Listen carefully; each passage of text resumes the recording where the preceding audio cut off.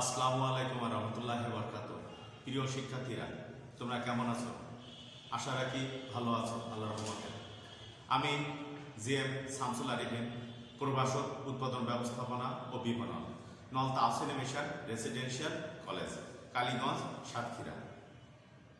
আজকে তোমাদের সাথে আমি উৎপাদন ব্যবস্থাপনা বিপণনের দ্বিতীয়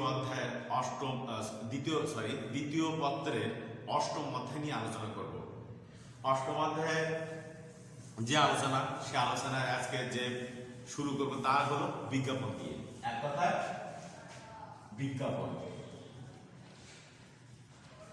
বিজ্ঞাপন কি? আর এই যে অধ্যায়, এই অধ্যায়টা তোমরা জানো, অধ্যায়ের নাম হলো বিক্রয় প্রসার ও বিজ্ঞাপন।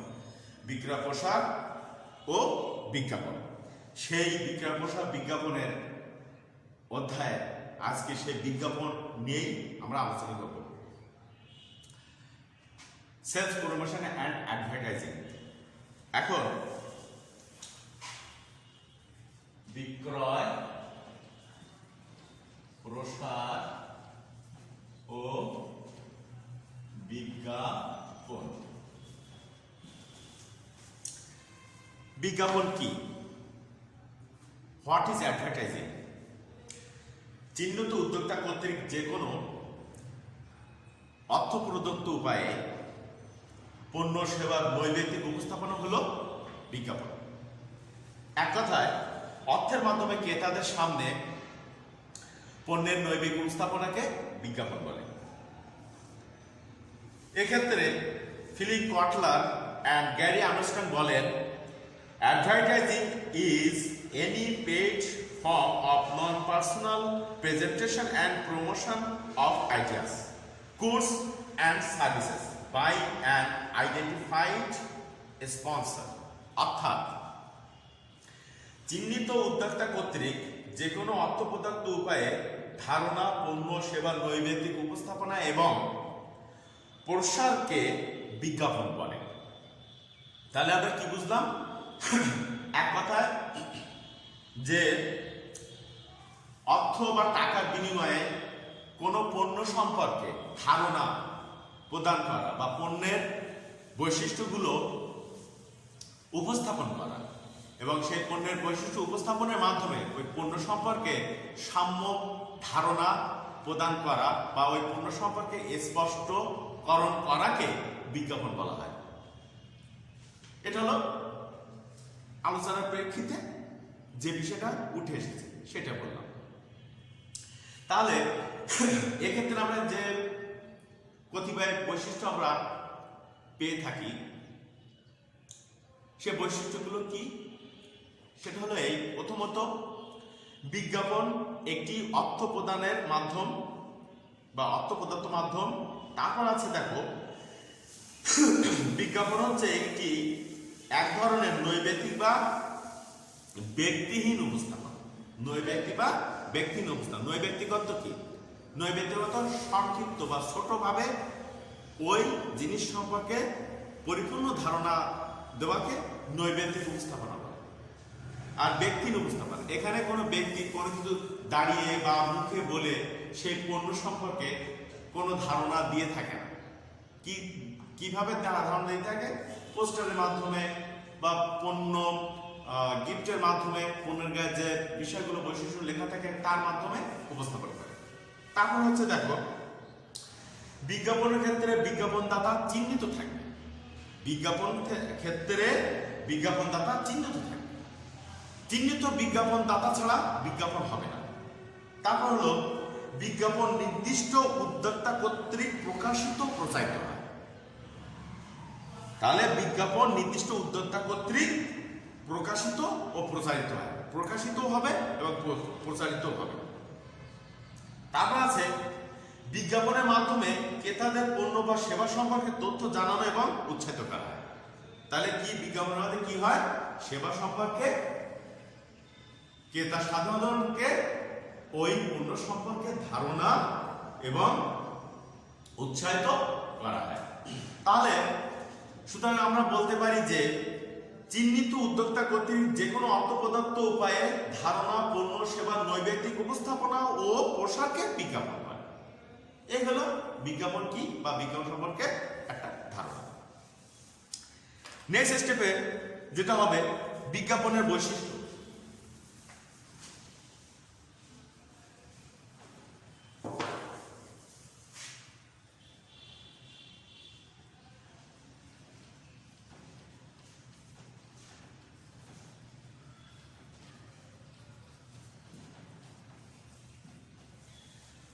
বিজ্ঞাপনের কি কি বৈশিষ্ট্য সমূহ আছে এখানে দেখা যায় যে বিজ্ঞাপন একটি নৈবেদ্য উপস্থাপনা, তাই না? বিজ্ঞাপন একটি নৈবেদ্য উপস্থাপনা, এইটা নিয়ে আমরা মোটামুটি পরিষ্কার। সেক্ষেত্রে বর্তমান এবং সম্ভাব্য ক্রেতাদের কাছে পণ্য সম্পর্কে পণ্যের গুণ, বৈশিষ্ট্য বা স্পষ্ট ধারণা প্রদান করা অতীব প্রয়োজন। এই প্রয়োজনীয়তার ভিত্তিতে বিজ্ঞাপন একটি গুরুত্বপূর্ণ ভূমিকা পালন করে। এই ভূমিকা পালনের ক্ষেত্রে বিজ্ঞাপনের কতিপয় বৈশিষ্ট্য অন্তর্ভুক্ত আছে। সেই কতিপয় বৈশিষ্ট্যের মধ্যে প্রথমত যেটা আছে সেটা হলো নৈবেদ্যিক উপস্থাপনা। পণ্য উপস্থাপনের কোন ব্যক্তির সরাসরি উপস্থাপন না থাকাকে নৈবেদ্যিক উপস্থাপনা বা বিজ্ঞাপন বলে। এটা বিষয় সাধারণত অব্যক্তিক অর্থাৎ ব্যক্তিহীন উপস্থাপনাকে নৈবেদ্যিক উপস্থাপনা হিসেবে বিবেচনা করা হয়ে থাকে। এ ধরনের প্রচারণা থেকে ব্যক্তি সরাসরি উপস্থিত থাকে না। অন্যভাবে বলতে গেলে বিভিন্ন ধরনের প্রচারের মাধ্যমে সাহায্যে প্রচারিত হওয়া একে নৈবেদ্য উপস্থাপনা বলে।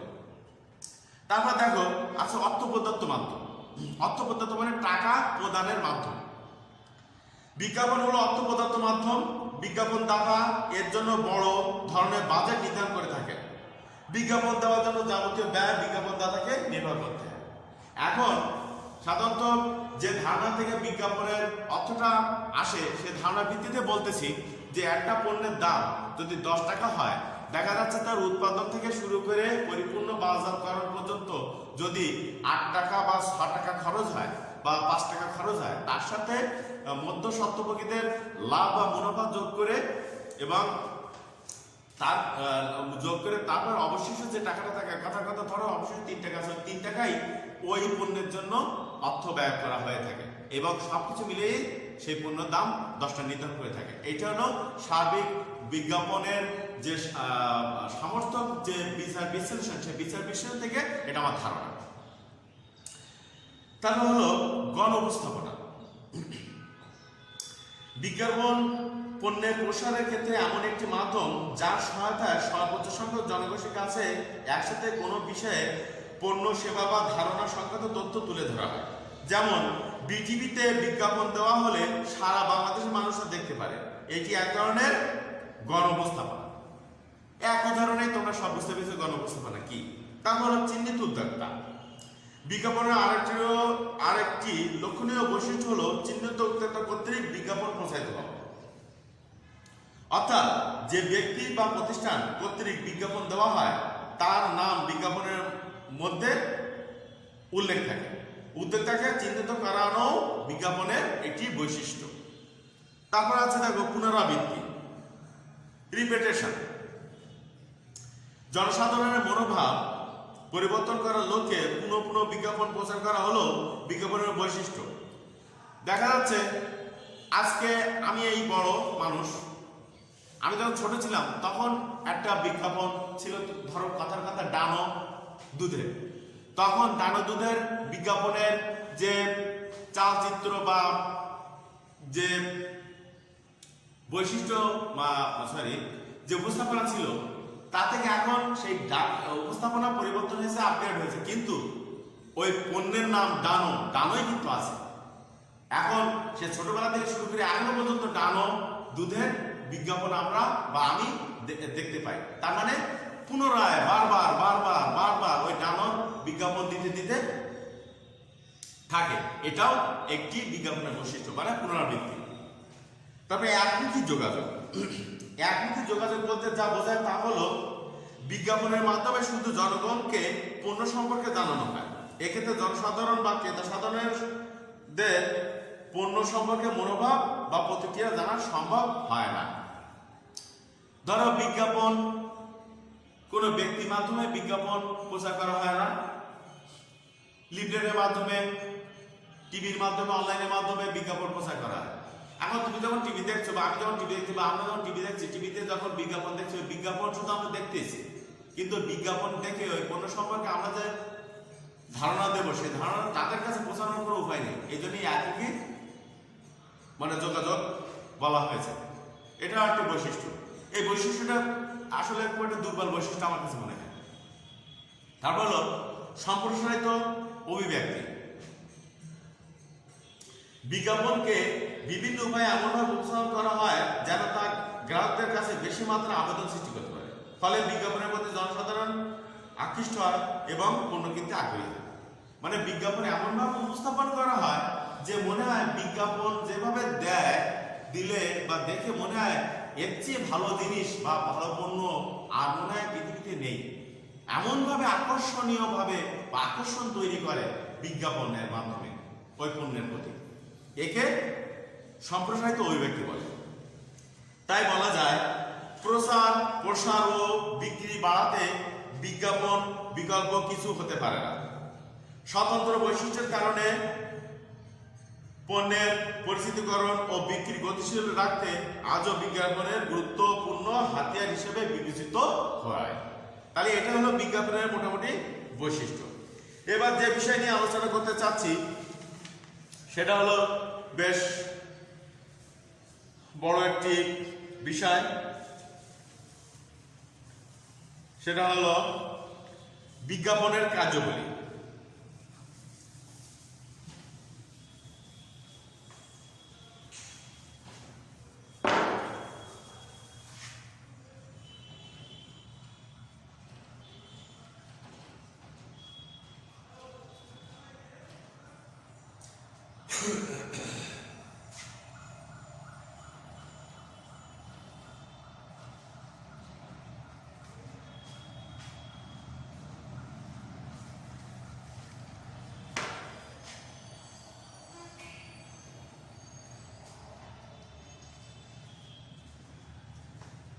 বিজ্ঞাপনের কার্যাবলী এটা একটি গুরুত্বপূর্ণ বিষয় বিজ্ঞাপনের ক্ষেত্রে।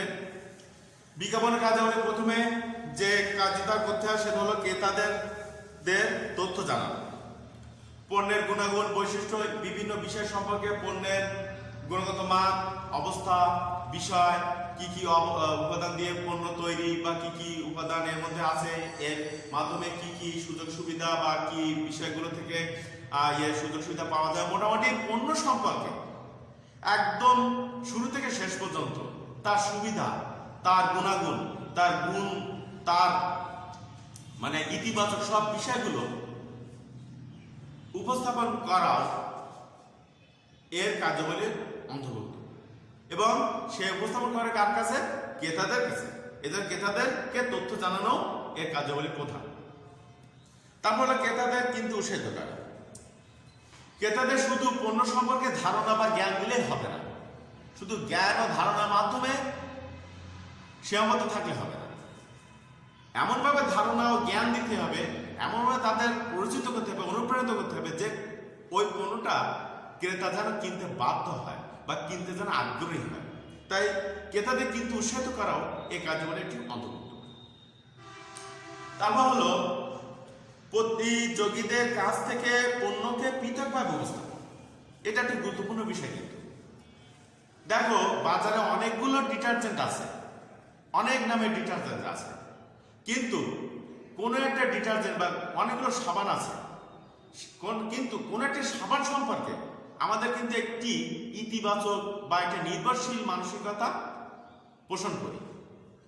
সে সাবানের নাম আসলে বলতে আমি চাচ্ছি না এইভাবে, কিন্তু আমরা সবাই জানি সে ছোটবেলা থেকে অনেক আগে থেকে সেই মানে সাবানটা পরিচালিত আছে এবং মানে কাপড় কাচার সাবান মানেই ওই সাবানকেই আমরা বিবেচিত করি, এইটাই সবচেয়ে ভালো সাবান। এই যে বিভিন্ন প্রতিযোগী প্রতিষ্ঠানের উৎপাদিত সাবান থেকে আমি যে সাবানকে উদ্দেশ্য করে এই কথাগুলো বললাম সেই সাবানকে একটু আলাদাভাবে উপস্থাপন করা, এটাও একটা বিজ্ঞাপনের কার্যকরী। তারপর আছে চাহিদা সৃষ্টিও বাড়ানো। শুধু পণ্য সম্পর্কে ধারণা ক্রেতাদের দিলেই হবে না, সেই পণ্যের গুণগত মান এমনভাবে উপস্থাপন করতে হবে এবং পণ্যকে এমনভাবে ক্রেতার কাছে উপস্থাপন করতে হবে যে সেই পণ্যটা ক্রেতাদের জীবনের একটি অবিচ্ছেদ্য অংশ হয়ে ওঠে এবং সেটা চাহিদায় পরিণত হয় এবং সেটা চাহিদা সৃষ্টি করতে বাধ্য হয় এবং চাহিদা সৃষ্টি করাও এর কাজ বলে। এবং শুধু চাহিদা সৃষ্টি করলেও হবে না, সেই চাহিদাটা দিনের পর দিন পরস্পর সে চাহিদা বাড়ানোর যে বিষয়গুলো থাকে সে বিষয়টাও এতে অন্তর্ভুক্ত করতে হবে এবং অন্তর্ভুক্ত করাও এর কার্যাবলীর মধ্যে অন্তর্গত। তাহলে বিজ্ঞাপনের কাজের মধ্যে চাহিদা সৃষ্টি বাড়ানো একটি কার্যাবলীর গুরুত্বপূর্ণ অংশ। তারপর হলো প্রতিযোগিতা মোকাবেলা। বিভিন্ন প্রতিযোগিতা মোকাবেলা করাও এ কার্যবলীর অংশ। প্রতিযোগিতা মোকাবেলা করেই বিপণনকারী পণ্য বিক্রির প্রচেষ্টা চালাতে হয়। বিজ্ঞাপনের মাধ্যমে প্রতিযোগিতা মোকাবেলা করা সম্ভব, কেননা বিজ্ঞাপন পণ্যের মান এবং গুণাবলী প্রতিযোগিতার চেয়ে ভিন্ন এবং উন্নত উপায়ে উপস্থাপন করা হয় বলেই প্রতিযোগীদের মোকাবেলা করা সম্ভব হয়। তারপর সুনাম সৃষ্টি, গুডউইল। সুন্দর এবং আকর্ষণীয় বিজ্ঞাপন উপস্থাপনের মাধ্যমে যে কেউ তার প্রতিষ্ঠান বা উৎপাদিত পণ্যের সুনাম সৃষ্টি করতে পারে। যেমন ইউনিলিভার বাংলাদেশ লিমিটেড আকর্ষণীয় বিজ্ঞাপনের মাধ্যমে নতুন ক্রেতা সৃষ্টি সহ পুরাতন ক্রেতাদের ধরে রাখতে সক্ষম হয়েছে। ইউনিলিভার, আগে ছিল লিভার বাংলাদেশ লিমিটেড, এখন সেটা হয়েছে ইউনিলিভার। মোটামুটি এইগুলোই হলো বিজ্ঞাপনের কার্যাবলী। আজকে এই পর্যন্তই আমি শেষ করব। আগামী দিন এই যে